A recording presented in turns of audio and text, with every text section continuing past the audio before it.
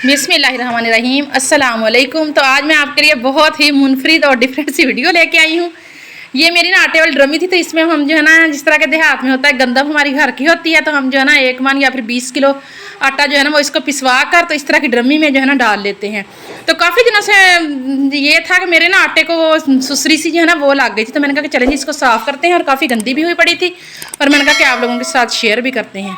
तो ये देखिए यहाँ पे हार्पिक पावर है और समंदर की रेत मेरे पास है, और ये देखिए ये स्टील की कुच्ची जो है ना ये है, और साथ में दूसरा है। तो ये मैं इसको साफ़ करूँगी आपको मैं ना, और दिखाती हूँ आपको किस तरीके से जो है ना हम इसको धोते हैं। क्योंकि पहले हम धोते थे तो कभी लीमू के साथ, कभी जो है ना तेज़ाब के साथ, काफ़ी डर भी लगता था तेज़ाब से। तो ये भी, और संदूक जो होते हैं बड़े वाले पेटियाँ, वो भी जो है ना जब कभी धोने होते तो बहुत मुश्किल पेश आती थी। लेकिन अब तो नया और जदीद तरीका और बहुत ही आसान तरीका मैं आप लोगों के साथ शेयर करने जा रही हूँ।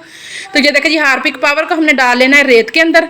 रेत हमने थोड़ी सी लेनी है, इतनी ज़्यादा लेनी कि जो है ना, ये देखें इसमें मैंने डाल के, तो ये जो स्टील की हमारे पास कुच्ची थी इसको हम ये देखें इस तरीके से लगाएंगे, और ये देखें, और ये देखें जी ये इतनी मैली और ना काली काली सी हुई पड़ी थी, तो मैंने कहा कि चलें जी ये चमकदार भी हो जाएगी। इसके साथ जो है ना इसके अंदर जो सुसरी वगैरह छुपी हुई होगी वो भी जो है ना निकल आएगी। तो जिन मेरे बहन भाइयों को सुसरी का नहीं पता, वो आटे के अंदर जो कीड़े से काले काले से लग जाते हैं ना, अक्सर चावलों में भी होते हैं, तो वो वाली उसको हम सुसरी बोलते हैं। तो ये देखिए इतनी गंदा इसका ढक्कन भी हुआ पड़ा था ना, तो मैंने कहा कि चलें जी इसको करते हैं आज अच्छे तरीके से वाश, और आप लोगों के साथ शेयर करते हैं। और मेरे ख्याल में ये जो है ना यूट्यूब पे पहली जो है ना टिप होगी जो कि मैं दे रही हूँ मेरे ख्याल में। तो ये देखिए ये इस तरीके से इसका ढक्कन है, इसको हमने अच्छे तरीके से रगड़ रगड़ के इसको लगाना है। ये देखें, और माशाल्लाह इतनी जल्दी ये साफ़ हो जाती है। और अगर तेज़ाब वगैरह के चक्कर में लग जाए ना तो फिर जल्दी साफ़ भी नहीं होती, और फिर हाथ जो है ना वो भी ख़राब होने का ख़तरा होता है, क्योंकि तेज़ाब इतना तेज़ जो है ना वो तो होता है।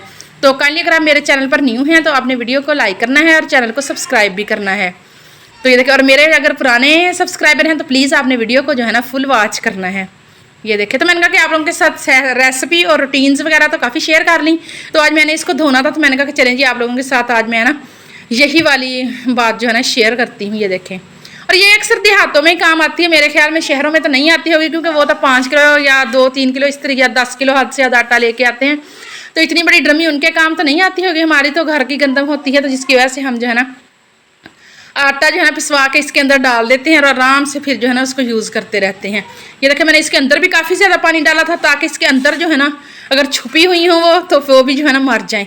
ये देखें, और इसको मैंने फिर अच्छे तरीके से चारों साइडों से जो है ना साफ़ किया था। ये देखें, और माशाल्लाह इतनी साफ़ सुथरी और चमकदार हो गई थी ना ये, तो यकीन नहीं हो रहा था कि ये वही वाली है। तो अगर आपके घर में भी इस तरह के स्टोर में पड़ी हुई हैं और आप इनको यूज़फुल बनाना चाहते हैं, तो आप भी मेरे तरीके से उनको साफ़ करें, तो माशाल्लाह बिल्कुल न्यू लगेंगी। ये देखें जी, ये इसके ऊपर जो निशान है ये जो है ना चादर की बनाई जाती हैं ये पेटियाँ भी और ड्रमी भी, तो माशाल्लाह से ये देखें इसके निशान जो है ना ये नज़र आना शुरू हो गए हैं। ये देखें, और इसके बाद अच्छे तरीके से इसको मैंने फिर रेत और हार्पिक पावर के साथ रगड़ रगड़ के साफ़ करने के बाद इसको पानी के साथ एक दफ़ा धो लिया था, ताकि इसकी जो है ना मोटी मोटी मैल, यानी कि मैल जो ज़्यादा है ना वो निकल जाए। तो ये देखिए इसको अंदर से भी मैंने इसी तरीके से धो लिया था, लेकिन फिर भी जो है ना बहुत अच्छे तरीके से साफ़ नहीं हुई थी। तो मैंने कहा कि इसको मज़ीद चमकदार बनाने के लिए फिर मैंने जो है ना, ये देखें